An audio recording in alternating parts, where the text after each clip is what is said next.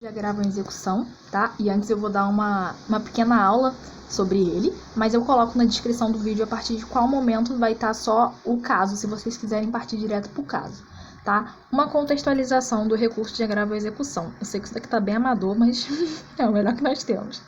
Bom, gente, primeiro a gente tem que saber que a maior parte da doutrina diz, né, que a persecução penal ela é dividida em algumas fases, vamos dizer assim. A gente tem a fase inquisitiva, né, ou postulatória, que é a fase onde vai ter a investigação, né, o inquérito policial. Lembrando que essa fase é dispensável, porque o inquérito policial ele é dispensável. Se você tiver indícios de autoria de materialidade do crime, você pode chegar no Ministério Público e já apresentar que o Ministério Público vai entrar com ação penal. O inquérito policial não é essencial, tá bom? E aí, a partir do momento que se entra com a ação penal, vamos dizer assim, né, com a ação penal, a gente inicia uma outra fase, que é a instrutória ou probatória, que é a fase propriamente processual, né? Ali o juiz vai receber, né, se for o caso, a ação penal, vai citar o réu para ele se manifestar, aí depois ele vai, né, fazer a audiência de instrução de julgamento, vai produzir as provas, para lá, tudo aquilo que a gente aprende em processo penal mesmo.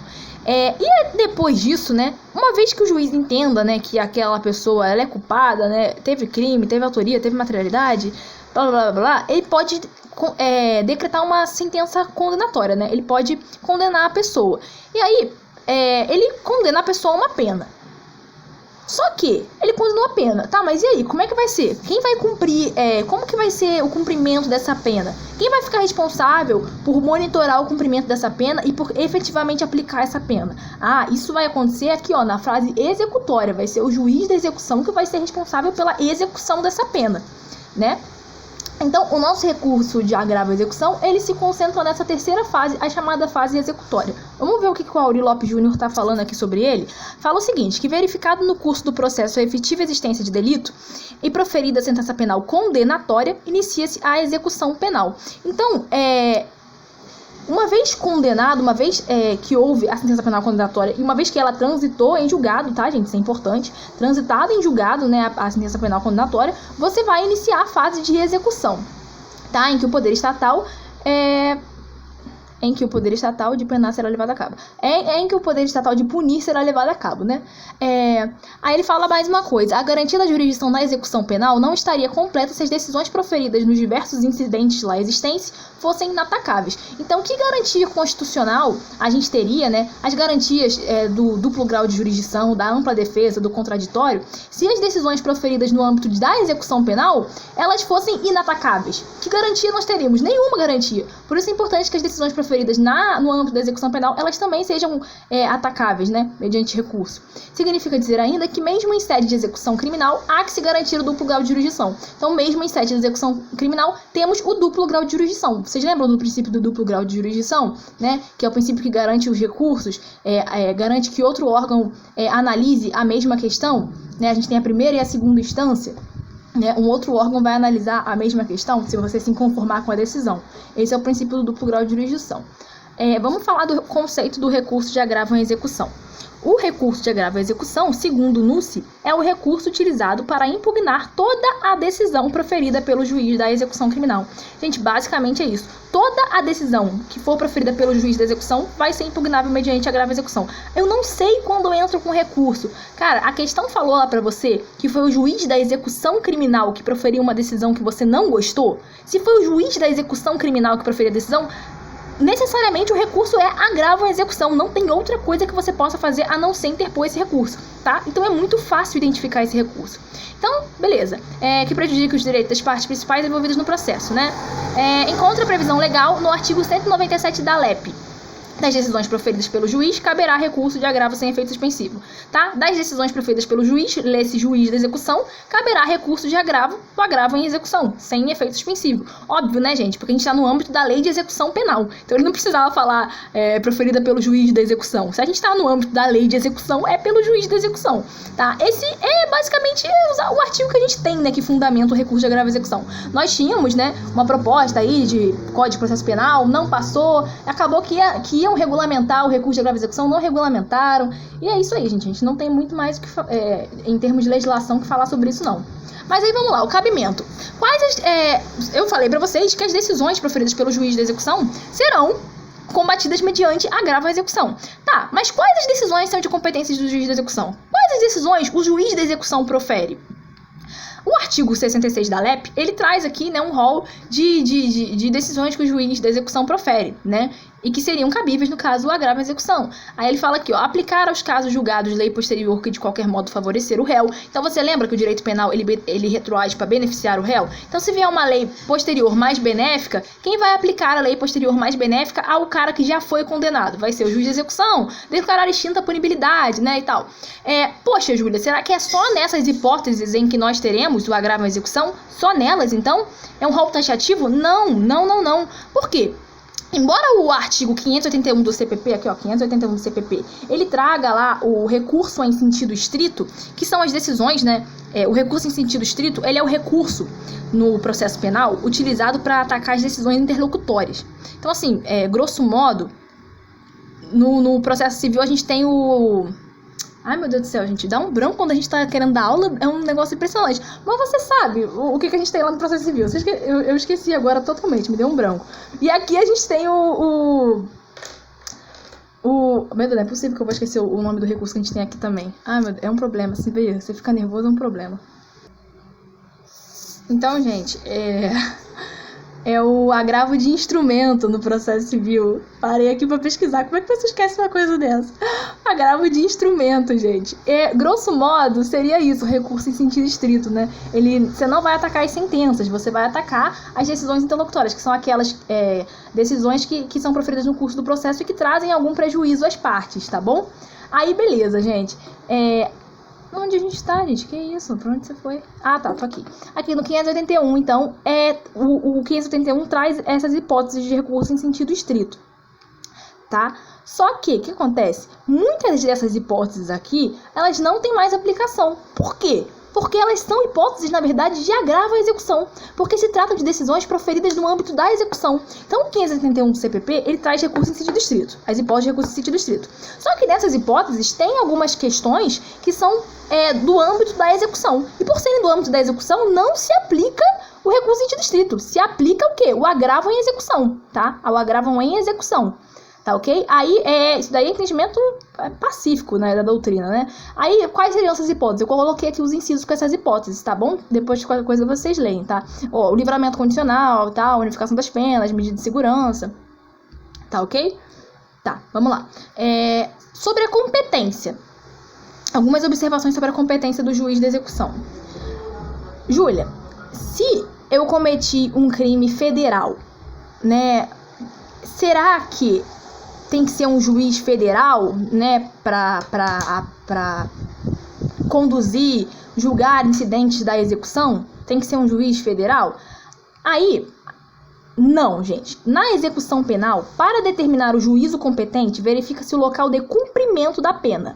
Não importa se você cometeu um crime federal e foi condenado por um juízo federal. Aonde o senhor está cumprindo pena? Estou cumprindo pena no âmbito estadual, então vai ser um juiz de execução estadual que vai julgar esses incidentes, tá bom? Isso daqui é importante para quê? Endereçamento, né, gente? Endereçamento é importante. Se a questão lá falar que você cometeu um crime federal, aí você, vou lá endereçar pro juiz federal, né? Porque foi um crime federal. Aí depois a questão te diz também que você está cumprindo pena no presídio estadual do Rio de Janeiro. Então não, gente, então é o presídio estadual. Então é o juiz estadual, tá bom? A gente já tem até uma súmula do STJ sobre isso que fala. Compete ao juízo das execuções penais do Estado a execução das penas impostas a sentenciados pela Justiça Federal, Militar ou Eleitoral. O que a súmula está dizendo? Não quero saber se o senhor foi condenado, foi sentenciado pela Justiça Federal, Militar ou Eleitoral, tá? Quando recolhidos ao estabelecimento sujeitos à administração estadual. Se você está recolhido no estabelecimento sujeito à administração estadual, compete ao juiz da execução penal do Estado julgar o seu caso, tá bom? É isso que a súmula diz.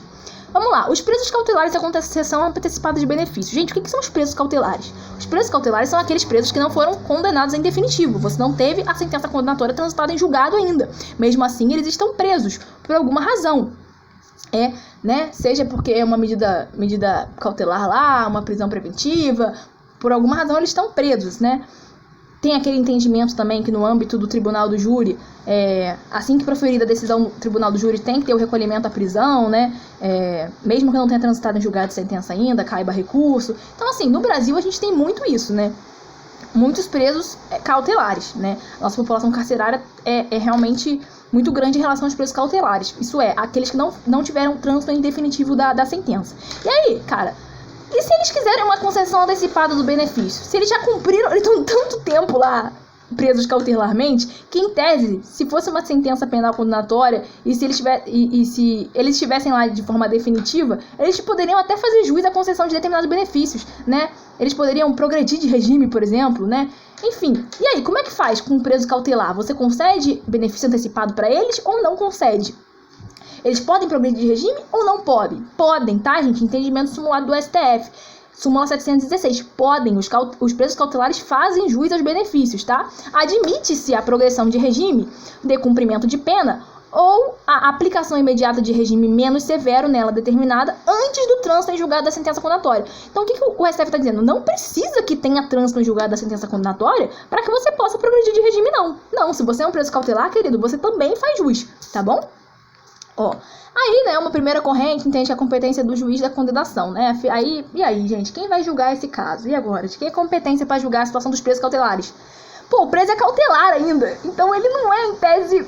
Ele não tá em tese cumprindo, ele não tá havendo a execução de uma pena ainda, de uma pena, né, com transição em julgado e tal, não tá tendo uma execução. Não se iniciou a fase executória ainda, porque ainda nem acabou a fase postulatória, ainda nem acabou a fase processual, então...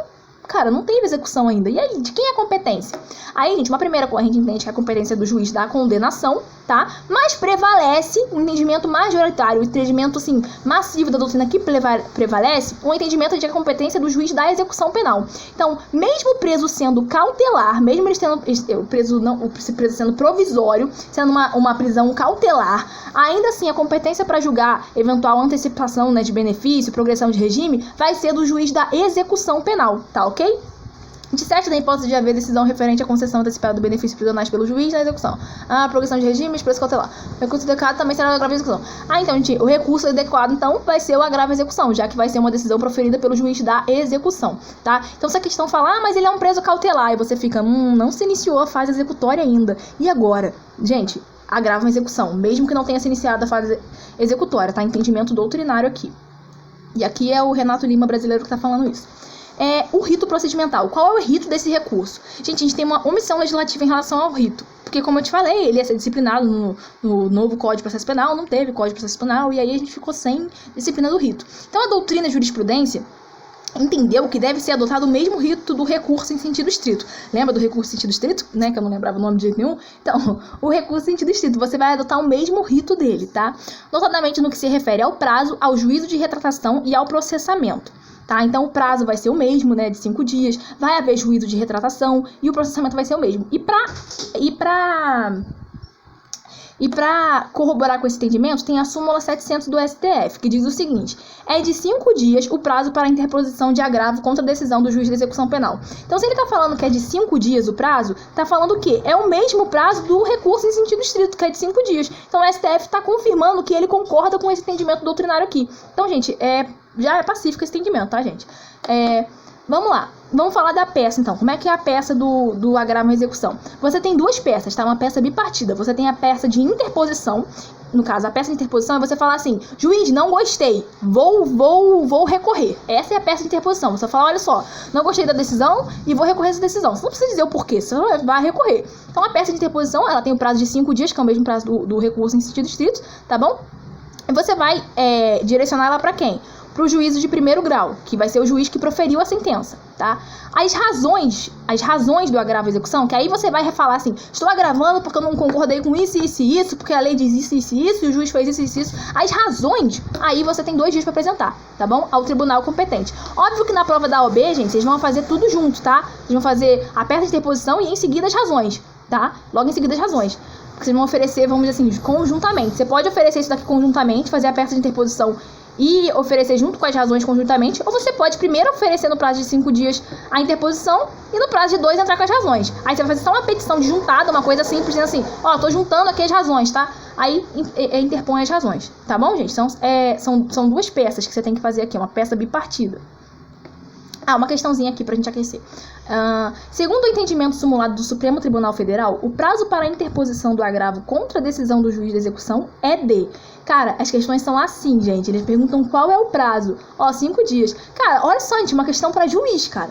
Uma questão pra juiz. Pra vocês verem que realmente tem que saber essas coisas simples, entendeu? O Supremo Tribunal entende que o prazo é o mesmo do recurso em sentido estrito. 5 dias, tranquilo. Vamos falar dos efeitos. Quais são os efeitos? A gente tem o efeito regressivo.